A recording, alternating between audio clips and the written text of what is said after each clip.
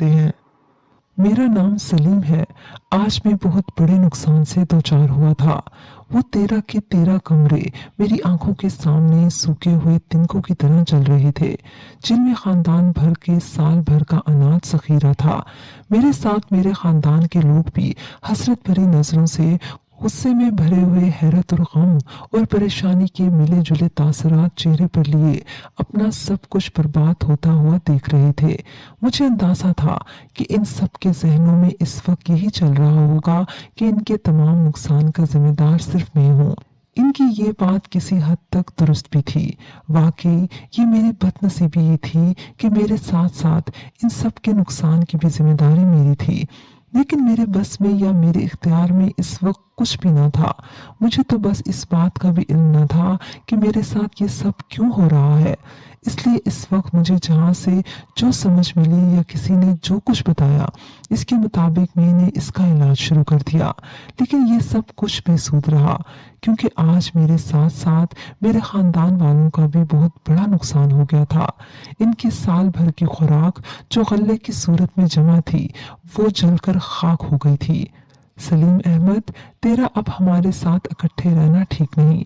हम तुझे और तेरे बीवी बच्चों को अपने घर से बाहर की जमीनों पर 2 कमरे डलवा देते हैं।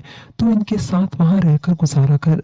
उसी शाम अपने नुकसान पर अफसुर्दा, गमज़दा बहस करते हुए जब सब लोग घर के एक मकाम पर जमा हो गए, तो मेरे भाई फैजान ने मुझसे ये बात कही थी, जिसकी तायीद वहां बैठे हुए घर के सभी लोगों ने की थी। फैजान, मैं कराची शहर छोड़कर आप लोगों के पास चमन इसलिए आया था कि शायद यहाँ मेरे साथ वो सब कुछ ना हो जो मैंने वहाँ कराची में बर्दाश्त किया है। लेकिन आज भी वो हुआ। मुझे तो इससे यही लगता है कि मैं दुनिया के जिस कोने में भी चला जाऊं, ये मखलूक मेरा पीछा नहीं छोड़ेगी। इसलिए बेहतर यही होगा कि मैं वापस अपने शहर कराची चला जाऊं। फिर जो मेरी किस्मत में लिखा होगा वो होकर रहेगा। बस बहुत हो गया, अब मुझे वापस चले जाना चाहिए। मैंने सबके सामने निहायत कर्ब से ये बात कही थी। मेरी बात सुनकर सब लोग एकदम चुप से हो गए थे। इसका मतलब ये था कि वो भी चाहते थे कि मैं यहाँ से चला जाऊं। वो लोग भी इस बात पर कतई राजी थे कि मुझे वाकई अब वापस चले जाना चाहिए। मेरा नाम सलीम अहमद है। मैं एक गरीब नान फरोश हूँ और तंदूर पर रोटियां लगाकर अपने बाल बच्चों का पेट पालता हूँ। रोजगार के सिलसिले में कराची शहर में मेरी रिहाइश है, जबकि मेरा घर, मेरा खानदान चमन बलूचिस्तान में रिहाइश पजीर है। तकरीबन 2 साल पहले मेरे और मेरे बीवी बच्चों के साथ अजीब व गरीब वाकयात पेश आने लगे थे। ये बात बड़ी अजीब है कि मैं जहाँ भी रिहाइश इख्तियार करता था, तो उस घर में कंकरियां और पत्थर गिरने लगते। ये पत्थर मेरे साथ जुड़े हमसायों के घर में भी गिरते थे, जिसकी वजह से बार बार मुझे रिहाइश तब्दील करनी पड़ती थी। पहले पहल तो मैंने इसे किसी की शरारत समझी, इसलिए पुलिस में भी 1-2 बार जाकर रिपोर्ट दर्ज करा दी। मेरे बार बार रिपोर्ट दर्ज करवाने पर थानेदार भी भड़क उठा था और वो मुझसे कहता था, ये किसी की शरारत नहीं है जी, बल्कि इस सब के पीछे कुछ और है। इस कुछ और को मैं समझने से कासिर था। अचानक मेरे साथ ये सब जो शुरू हुआ था, इसने और बार बार किराए के घर बदलने से मैं बहुत ज्यादा परेशान हो गया था। अभी हम इन वाकयात से निकल भी ना पाए थे कि एक दिन मेरे घर के दाखिली दरवाजे पर लगे पर्दे ने अचानक आग पकड़ ली। इस अचानक आफत पर मेरे बीवी और बच्चे घबरा गए। मोहल्ले वाले भी सूरत हाल को देखकर जमा हो गए। फिर मुझे बुलाया गया। किसी बुजुर्ग ने मुझसे कहा, ये शरारतें मेरा कोई दुश्मन करा रहा है। मैंने अपने दिल में सोचा, मुझ जैसे गरीब का कौन दुश्मन हो सकता है। ये बात मेरी समझ से बाहर थी। खैर, हमने किसी तरह पर्दे में लगी आग बुझाई और जला हुआ पर्दा हटाकर दूसरा पर्दा लगा दिया। अभी हम सब इस अचानक रोनुमा होने वाले वाक़े पर गौर ही कर रहे थे कि हमारी आंखों के सामने सहन में खुद ब खुद आग भड़क उठी। ये मंजर देखकर वहां खड़े हर शख्स के हवास गुम हो गए। मेरी परेशानी देखने लायक थी। आग जल रही थी और हम में से कोई भी इसे बुझाने के बारे में नहीं सोच पा रहा था। सब लोग हैरान और परेशान थे कि हमारी आंखों के सामने खुद ब खुद आग कैसे लग गई। इसी दौरान किसी ने एक अखबार के रिपोर्टर को भी किसी तरह बुला लिया था। वो अपने कैमरे से इस सारे मंजर की तस्वीरें बना रहा था। अभी इसने चंद तस्वीरें ही उतारी थी कि इसके कैमरे को अचानक आग लग गई और कैमरा इस रिपोर्टर के हाथ से छूट कर गिर गया। रिपोर्टर ये पुरसरार मंजर देखने के बाद खामोशी से वहां से रफू चक्कर हो गया। फिर जिस तरह आग खुद ब खुद लगी थी वैसे ही आहिस्ता आहिस्ता खुद ब खुद बुझ गई। ये एक अजीब तमाशा था जो हमारे सामने रूनुमा हुआ था। सलीम अहमद, ये जो कुछ तेरे साथ हो रहा है ये सब मुझे जिन्नात की कारस्तानी लगती है। वहां खड़े एक उम्र रसीदा बुजुर्ग ने अपने तजर्बे की रोशनी में ये बात मुझसे बड़े जोरदार लहजे में कही थी और अब मेरे जहन को इस बात को तस्लीम करने के सिवा कोई और चारा भी न था कि ये किस शरीर जिन की ये शरारत है। उसके बाद तो जहां से मुझे जिस पीर फकीर आमिल कामिल या मौलवी का पता मिला मैं उसके पास चला गया और इन सब ने मुझे एक ही बात बताई कि मेरे पीछे परियां और जिन्नात लगे हुए हैं जो कि मुसलमान नहीं है। ये अचानक मेरे पीछे क्यों लगे या इनका क्या मकसद है? ये बात सब पीर फकीर और आमिल कामिल बताने से कासिर थे। उनमें से अक्सर मुझे जो तावीज़ वगैरह इस्तेमाल करने को देते थे वो तावीज़ रखे रखे अचानक आग पकड़ लेते थे और जलकर साया हो जाते थे। मेरे ऊपर क्या हो रहा था? कोई अमल? मेरे पास रखा हुआ हर तावीज़ ज़ाया हो रहा था और अब मौलवी साहब के बकौल उन परियों और जिन्नात की तादाद में भी इजाफा हो गया था। वाकई अब तो इनकी कार्रवाइयों में भी तेजी आ गई थी और मैं खुद भी इस बात को महसूस कर रहा था। अब जगह जगह आग लगना मामूल बन गया था और अब तो घर के बिस्तरों में भी आग लगना शुरू हो गई थी। मेरा मोबाइल अक्सर गुम हो जाता था। तलाश के बावजूद ना मिलता तो बाजार से जाकर मैं नया ले आता, तो फिर मुझे पुराना वाला भी मिल जाता और नया वाला मेरा गुम हो जाता। मेरे घर में अजीबो गरीब पुरसरार और वहशत ज़दा कर देने वाले हालात पैदा हो गए थे और इन हालात की वजह से मुझ पर और मेरे बीवी बच्चों पर जो अजियत और मुसीबत गुजर रही थी वो मैं बयान करने से कासिर हूँ। इस कर्बनाक जिंदगी के सद्भाव के लिए मैं कराची से लाहौर, पेशावर, कोयटा और न जाने कहाँ कहाँ के मशहूर पीरों फकीरों से जाकर मिला था, लेकिन कोई फायदा ना हुआ। मेरी अच्छी खासी रकम इस फजूल चक्कर में ज़ाया हो रही थी। मैं इस कर्बनाक सूरत हाल से सख्त परेशान था कि एक रोज़ चमन के ही एक मौलवी ने, जो सोमो सलात के पाबंद और खौफ अल्लाह रखने वाले शख्स थे, फी सबीलिल्लाह अपने अमल के जरिए मेरी मदद की। इन्होंने कोई अमल वगैरह ऐसा किया कि इस अमल के बाद इन्होंने मुझे बताया कि उसने इस मखलूक के 17 अफराद को मुसलमान कर दिया है और अब ये तुम्हारा कुछ नुकसान न करेंगे। उनके कहने के मुताबिक कुछ दिन तो सब कुछ ठीक रहा और मैं अपनी जगह पर कुछ मुतमईन सा भी हो गया, लेकिन ये इत्मीनान ज्यादा दिन कायम न रह सका। कुछ दिन बाद फिर वही सब कुछ हो गया जो होता आया था।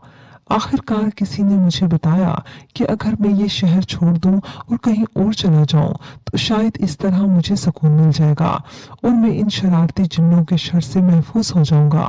आखिरकार मैंने मजबूरन घर बार समेटा और मैं चमन चला आया, लेकिन यहाँ आकर तो और भी अजाब में मैं गिरफ्तार हो गया, क्योंकि यहाँ तो मुझ समेत मेरे खानदान वालों को भी बड़े नुकसान से दो चार होना पड़ा था। ये कि मजबूरन मुझे अपने अहलो अयाल के हमरा वापस कराची आना पड़ा। ईद का पहला दिन था और ईद की गहमा गहमी जोरों पर थी, लेकिन मेरे और मेरे बच्चों के ईद के दिन भी आजमाइश खत्म नहीं हुई थी। मेरा छोटा बेटा और बेटी अचानक कहीं गायब हो गए थे। मैंने इन्हें हर जगह तलाश कर लिया, लेकिन उनका कहीं पता न चला। मेरी बीवी का रो रो कर बुरा हाल था।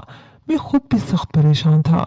जब मैं हर तरफ से मायूस हो गया तो मुझे पुराने किले में रिहाइश पजीर अपने दोस्त नजीर का ख्याल आया। मैंने शिद्दत गम में उसे कॉल की और उससे मदद चाही। उसने मुझे किसी नूर बाबा का मोबाइल नंबर दिया और दिलासा दिया कि ये फकीर ऐसे मामले बखूबी हल कर लेते हैं। मेरे पास उसके अलावा और कोई चारा न था, मरता क्या न करता। मैंने नजीर से उनका नंबर ले लिया और फौरन नूर बाबा को कॉल की। कॉल शायद इन्होंने ही रिसीव की थी। मैंने इन्हें अपनी परेशानी बताई। जवाब में इन्होंने मुझे बड़े जलाल में हुक्म दिया कि 10 मिनट सब्र के साथ इंतजार करो और फिर मुझे कॉल करो। मैंने किसी तरह 10 मिनट गुजारे और दोबारा कॉल की तो नूर बाबा ने बताया कि तुम्हारे बच्चों को परियां उठाकर ले गई हैं। इस वक्त तुम्हारे बच्चे ईरान के किसी इलाके में मौजूद हैं। मैं ये सब सुनकर परेशान हो गया, लेकिन इन्होंने मुझे तसल्ली दी और कहा कि मैं चंद घंटे में तुम्हारी मदद कर दूंगा। कुछ देर बाद तुम्हारे दरवाजे पर एक लड़का आएगा और वो तुमसे जहाँ चलने को कहेगा तुम खामोशी से उसके साथ चले जाना। अगर किसी वजह से वो लड़का मेरे दिए गए वक्त पर ना पहुंचा तो फिर तुम्हें मेरे पास आना होगा। ये कहकर इन्होंने फोन बंद कर दिया। मैं और मेरी बीवी अनजाने मेहमान का बेसब्री से इंतजार करने लगे। आधा घंटा गुजर गया, लेकिन जब कोई ना आया तो मैंने दोबारा नूर बाबा को कॉल की तो वो एकदम से नाराज हो उठे। मेरी बेसब्री पर और गुस्से में उन्होंने फोन बंद कर दिया। इसके कोई 20 मिनट बाद ही दरवाजे पर दस्तक हुई।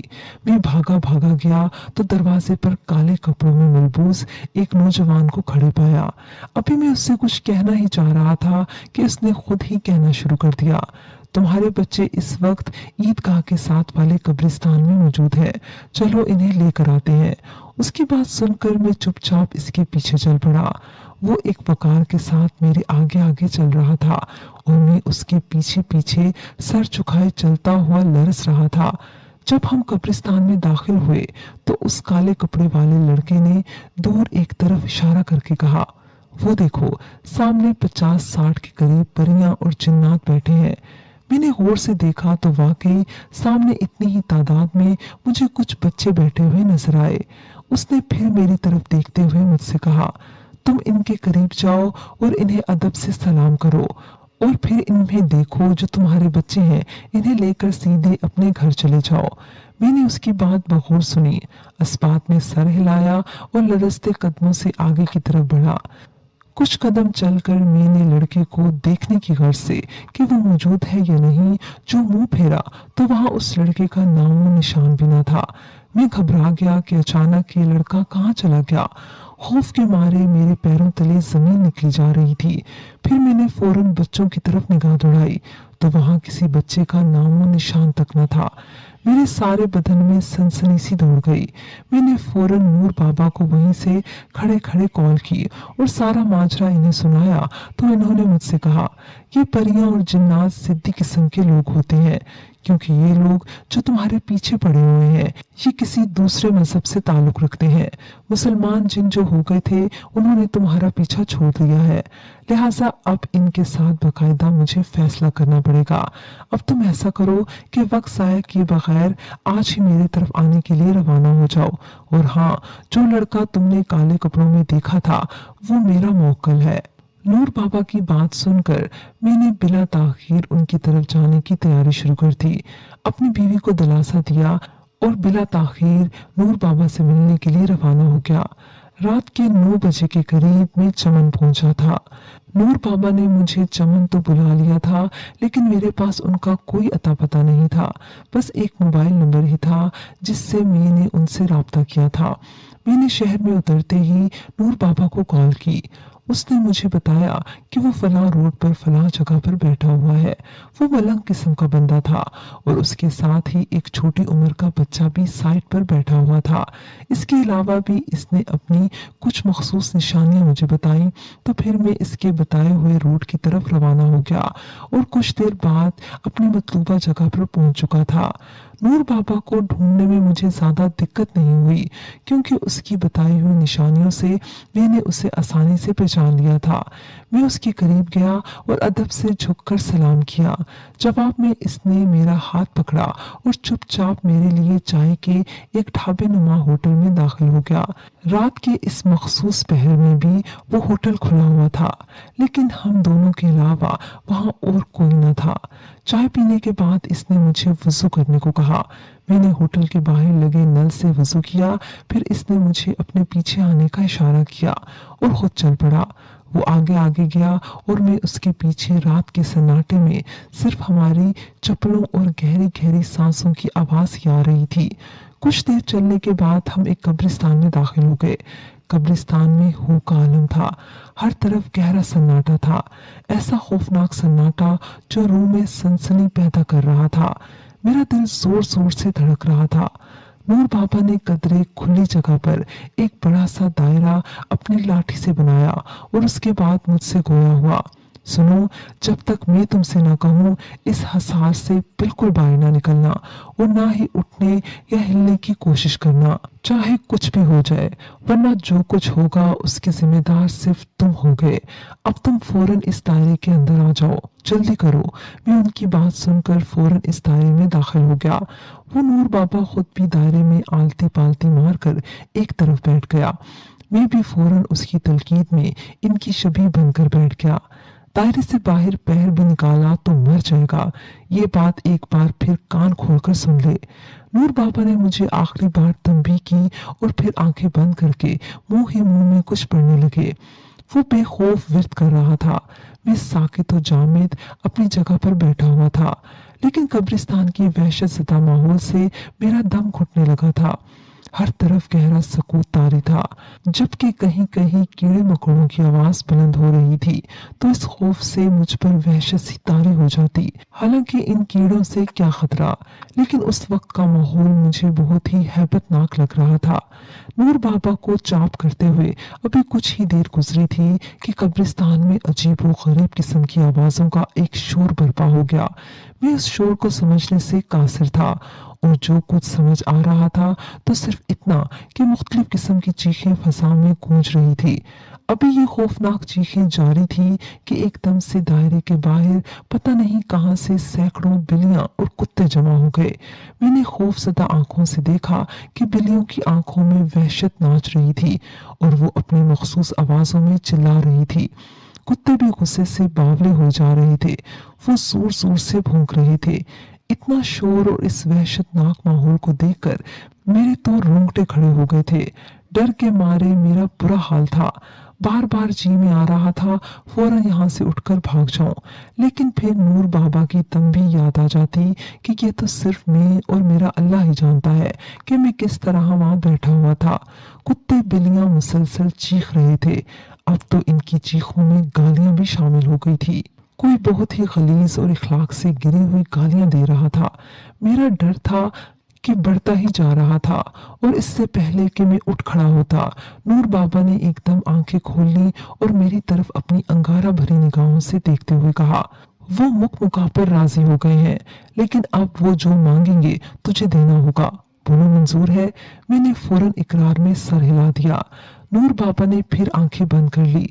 अभी इन्हें आंखें बंद किए हुए चंद मिनट ही गुजरे थे कि कहीं से एक भयानक आवाज गूंजी थी। ये आवाज मर्द की थी, ना ही किसी औरत की। ये मैं समझने से कासिर था, लेकिन वो आवाज बहुत ही खौफनाक थी और बहुत साफ सुनाई दे रही थी। उसने बड़े साफ और फाज़े अल्फाज में मुझे कहा था, 50,000, 50,000 लेंगे हम इस सब का, और इसका ये मोबाइल भी जो इस वक्त इसकी जेब में है, ये भी इसे देना होगा, और एक काला बकरा अभी इसे हमें देना होगा, वरना हम इसे नहीं छोड़ेंगे ऐसे। इतना कहकर वो खौफनाक आवाज आना बंद हो गई। नूर बाबा ने मेरी तरफ सवालिया नजरों से देखा, जैसे पूछ रहे हो क्या इरादा है अब। इनकी नजरों का मफहूम समझकर मैंने घबराहट में कहा, नूर बाबा, मोबाइल में दे देता हूँ, पैसों का बंदोबस्त भी मैं कर लूंगा किसी न किसी तरह, लेकिन मैं बहुत गरीब आदमी हूँ। बकरे का बंदोबस्त अभी मैं कहाँ से करूं?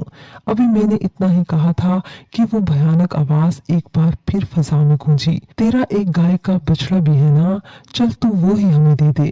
मैं हैरान हो गया कि इस बछड़े के बारे में इसे कैसे इल्म हो गया। मेरे पास सोचने का वक्त नहीं था।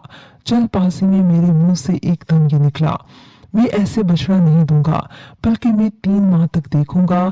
अगर इस दौरान मेरे घर में अमन रहा तो 3 माह बाद मैं बछड़ा दे दूंगा, वरना नहीं दूंगा। इतना कहकर मैं खामोश हो गया। फिर कुछ लम्हे मैंने इंतजार किया, लेकिन फिर कोई आवाज ना आई। नूर बाबा ने फिर आंखें बंद कर ली। चंद सानिये बाद आंखें खोली और मेरी तरफ देखकर यूं बोले, मोबाइल तुम यहीं इस दायरे में रख दो और पैसे का इंतजाम करके रखना। मेरा फकीर आकर तुमसे ले जाएगा और मैं इनको पहुंचा दूंगा। तेरी 3 माह की शर्त ये लोग मान गए हैं। अब तुम उठो, इस दायरे से बाहर निकलो, लेकिन पीछे मुड़कर देखने की हरगिज़ गलती मत करना। ये कहकर नूर बाबा भी उठ खड़ा हुआ और तेजी से दायरे से निकल गया। मैं भी मोबाइल वहीं दायरे में छोड़कर उसके पीछे पीछे तकरीबन दौड़ते हुए बाहर निकला और फिर हम दोनों कब्रिस्तान से बाहर की जानिब चल पड़े। अगले दिन नूर बाबा ने मुझे कुछ तावीज़ दिए जिनको मुख्तलिफ तरीकों से इस्तेमाल करना था। नूर बाबा ने मुझसे इस तमाम काम का कोई नजराना या मुआवजा नहीं लिया था और हाथ के इशारे से इसने मुझे वहां से चले जाने को कहा था। मेरे लिए अब इस शहर में रुकना बेकार था। मैंने तावीज़ उठाए और अपने शहर कराची के लिए रख्ते सफ़र बांधा। घर पहुंचा तो देखा कि मेरे दोनों बच्चे सही सलामत अपनी माँ के पास बैठे हुए थे। मेरी बीवी ने मुझे बताया कि कुछ ही देर पहले ये लोग उसे सहन में बैठे हुए नजर आए हैं। मैंने अल्लाह ताला का लाख लाख शुक्र अदा किया। इसके बाद मैंने किसी न किसी तरह 50,000 का बंदोबस्त किया और अपने लिए एक मोबाइल भी खरीदा। इसके बाद मैं नूर बाबा के फकीर का इंतजार करने लगा। कुछ दिन बाद एक नौजवान आया और पैसे लेकर चला गया। इस वाक़े के बाद एक माह बिल्कुल खैर खैरियत से गुजर गया। ये पहली बार था कि इतने दिन तक कुछ ना हुआ था। मैं कतरे मुतमईन सा हो गया था कि चलो अब जान छूट गई, लेकिन ये महज मेरी खाम ख्याली साबित हुई। एक दिन अचानक मेरे सारे घर में जबरदस्त किस्म की आग भड़क उठी। ये आग बहुत शदीद किस्म की थी। मेरा घर मेरे सामने जल रहा था।